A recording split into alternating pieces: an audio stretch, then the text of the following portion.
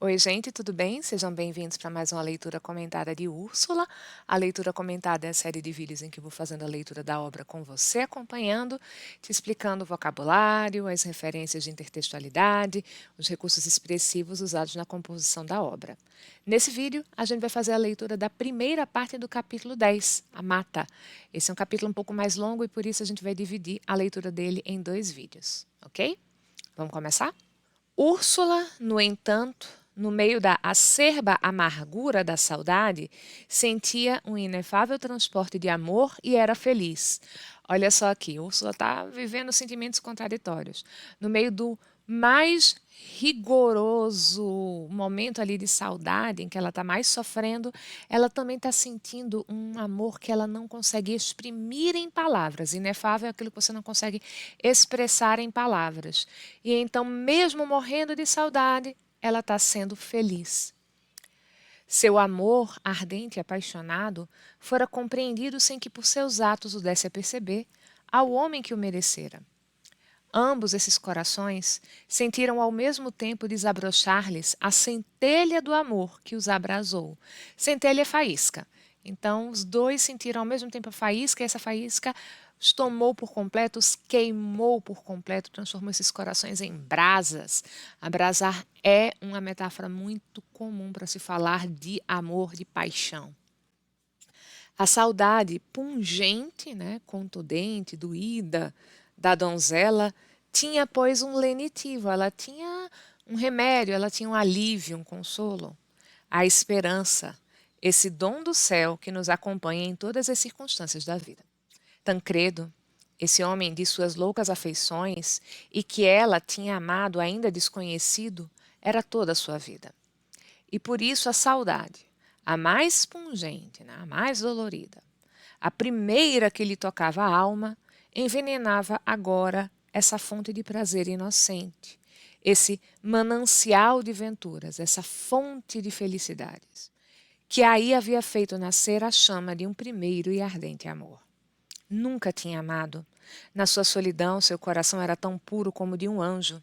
Foi esse o primeiro choque que lhe abalou a alma, e a saudade devia corresponder à grandeza desse sentimento. Chorava, pois, porque ia ver partir o objeto de suas mais caras afeições. Mas no momento da partida, fez um supremo esforço sobre sua aflição e estendeu a mão ao mancebo, que a beijou com enlevo. Então, quando Tancredo beija a mão dela, ele está encantado por Úrsula.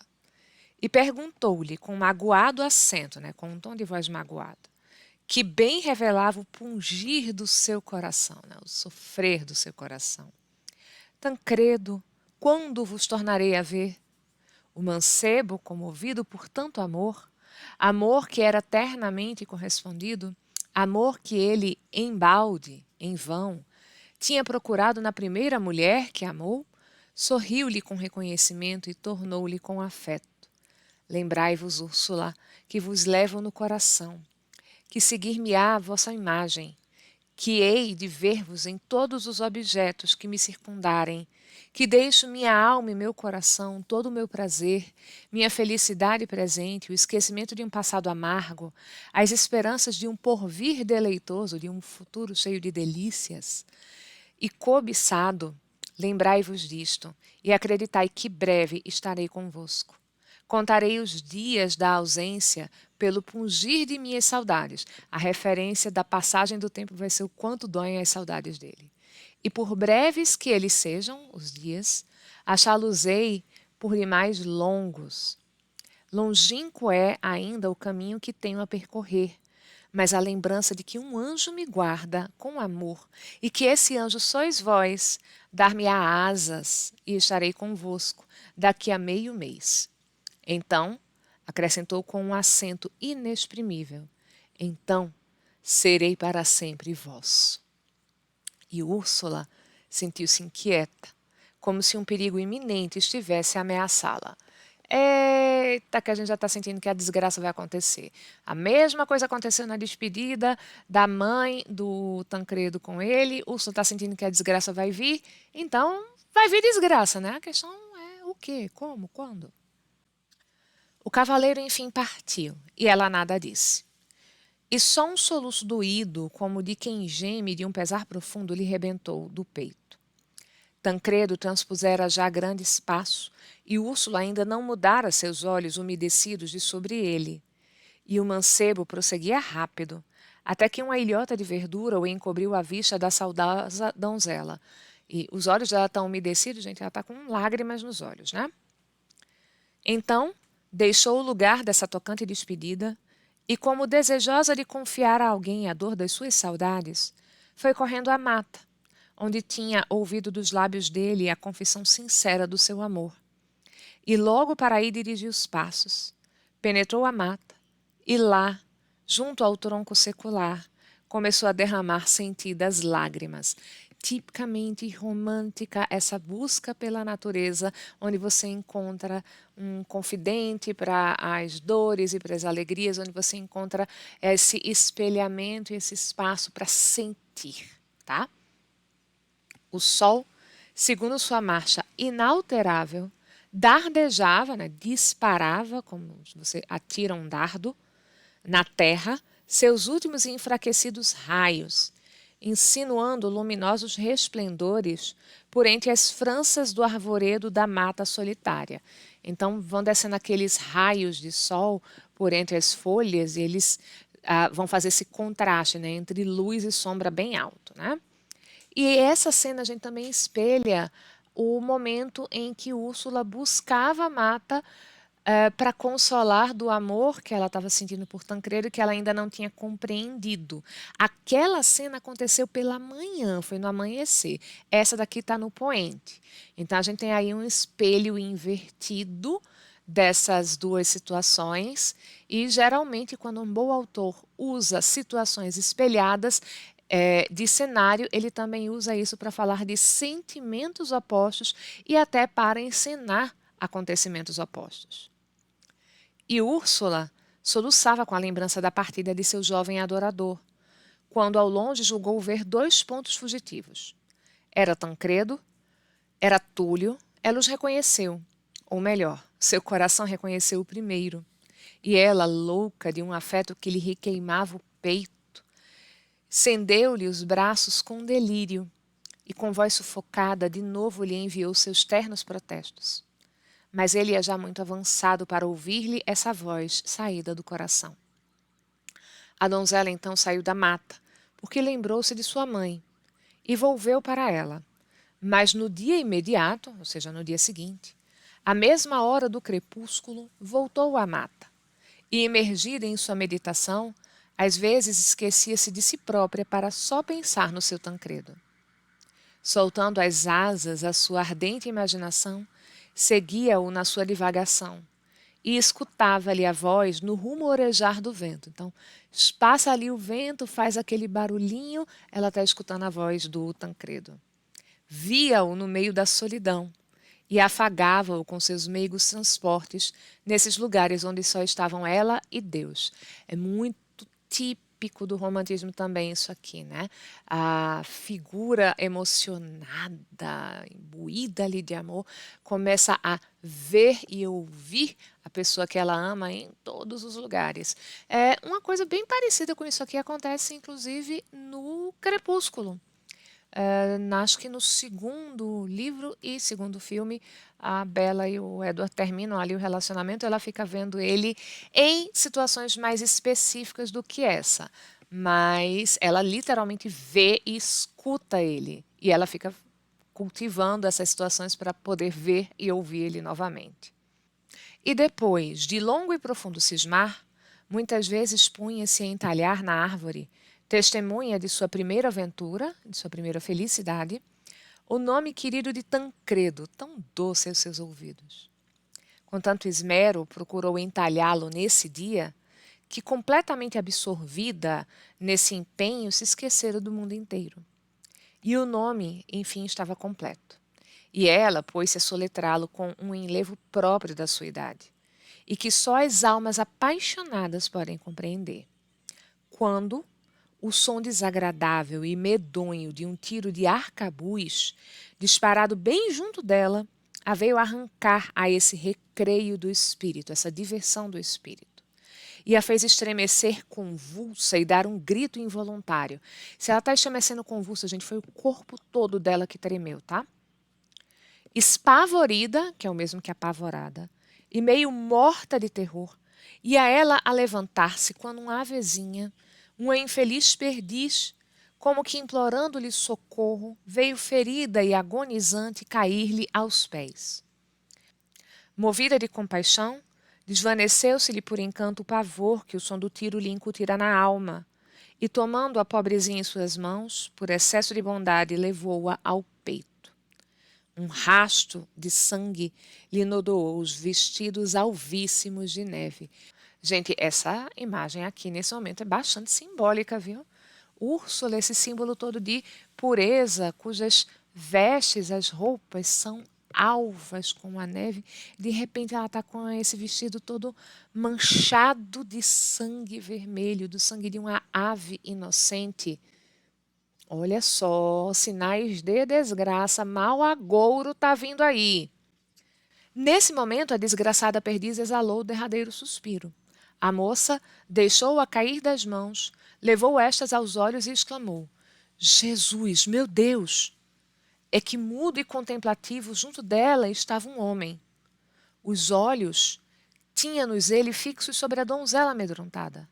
Dir-se-ia a estátua do pasmo ou da admiração.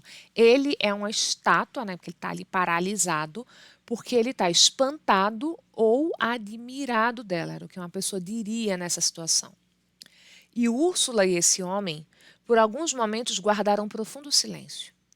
Nela, motivavam-no a surpresa, o terror, o desgosto que lhe causava a fisionomia desse homem de tão sinistro olhar. Nele, a deleitável contemplação desse rosto feminil, de tão pura e ideal beleza. Lembram que falei para vocês da situação espelho? Úrsula, pela manhã, encontra Tancredo, encontra o amor. Úrsula, no entardecer, encontra a morte e encontra esse homem aqui que desperta nela sentimentos opostos àqueles que ela sente por Tancredo. E assim permaneceram. Ela a recobrar coragem para escapar a esse desconhecido que a incomodava. Ele a contemplar-lhe as negras tranças molemente reclinadas sobre uns ombros de marfim, as mãos diáfanas e mimosas que lhe velavam o rosto, que divisava ser belo como o rosto angélico de um querubim. O rosto dela é angelical como de um querubim, que é uma classe superior de anjos. E vejam, ela não tirou ainda as mãozinhas de cima dos olhos, tá? Ela ainda está com o rosto coberto, porque ela está tapando os olhos de medo desse homem. Por fim, a moça desembaraçou de entre as mãos as faces cândidas e aveludadas, as faces puras e aveludadas, e olhou em cheio com horror e com desdém para o seu mudo companheiro. Assim desdenhoso, esse rosto, que ainda tão vivamente se ressentia das comoções porque havia passado o coração, era ainda 1000 vezes mais belo. Tudo que Úrsula faz com que ela seja ainda mais bela. Se ela está sentindo desdém, ela é mais bela. Se ela está sentindo amor, ela fica ainda mais bela. Essa narração sempre vai estabelecer que tudo que ela faz ela ainda ficar mais bonita, sempre. E esse olhar tão expressivo, o desconhecido sentiu que queria dizer-lhe: Ide-vos. Ele, embalde, em vão, tentou obedecer a essa ordem muda de um ente tão divino, qual jamais havia visto. Olha, rapidamente aqui o narrador está colando no ponto de vista desse personagem. Ele acha a Úrsula divina. Ele acha que é um ente como nenhum outro que ele tenha conhecido na Terra. Mas quem sabe se o coração lhe o permitia?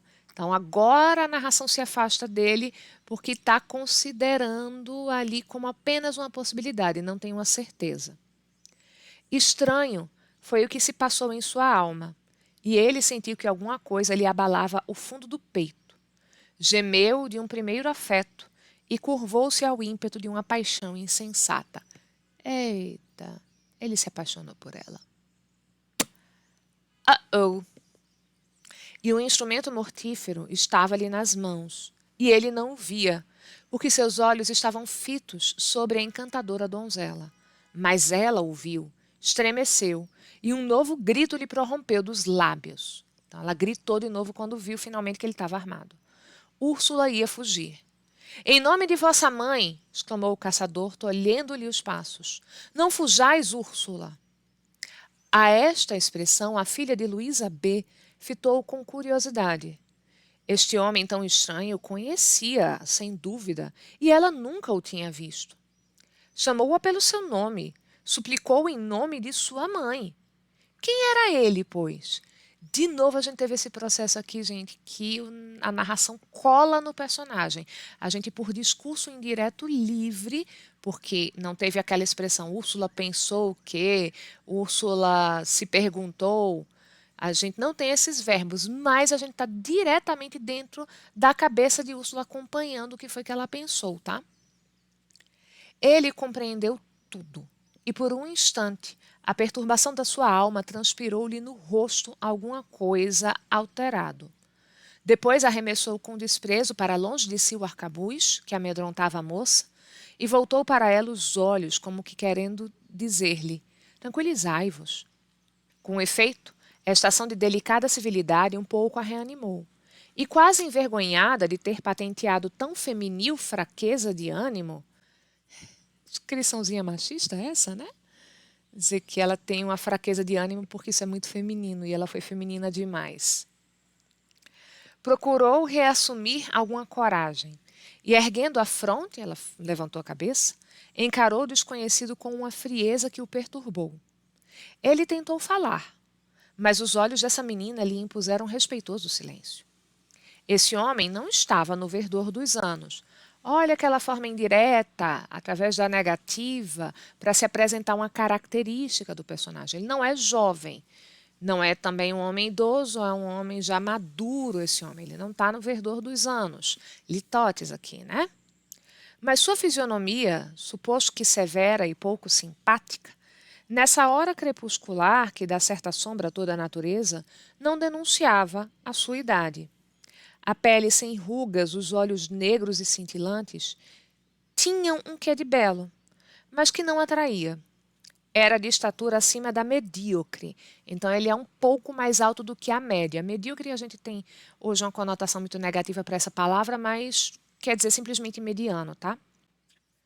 Era de estatura acima da medíocre, então ele é um pouco mais alto que a média, esbelto e bem conformado. E as feições finas davam-lhe um ar aristocrático, que quando não atrai, sempre agrada. Malgrado seu, Úrsula começou a sentir-se oprimida pelo olhar do desconhecido, a quem o seu deixava já de dominar, e caiu de novo sobre o assento entalhado do tronco. Era como se esse homem a tivesse magnetizado, é como se ele tivesse hipnotizado Úrsula. A sua vista causava repugnância. Queria escapar-lhe, mas as forças abandonavam-na e seus belos olhos cor de ébano estavam sobre ele fixos. Ébano é uma madeira muito escura, um castanho muito escuro, quase preto, então essa cor é a cor que a gente tem nos olhos de Úrsula. O terror, a desconfiança, a inquietação pintavam-se no rosto pálido e aflito, no olhar fixo e pasmado dessa pobre moça. Meu Deus, dizia ela consigo, quem será esse homem? O que quer ele de mim? E a gente vai parar aqui. Vou fazer um cliffhanger com vocês, parar antes dessa revelação. Eu espero que esse vídeo tenha ajudado você. Uma boa leitura, um beijo e até a próxima.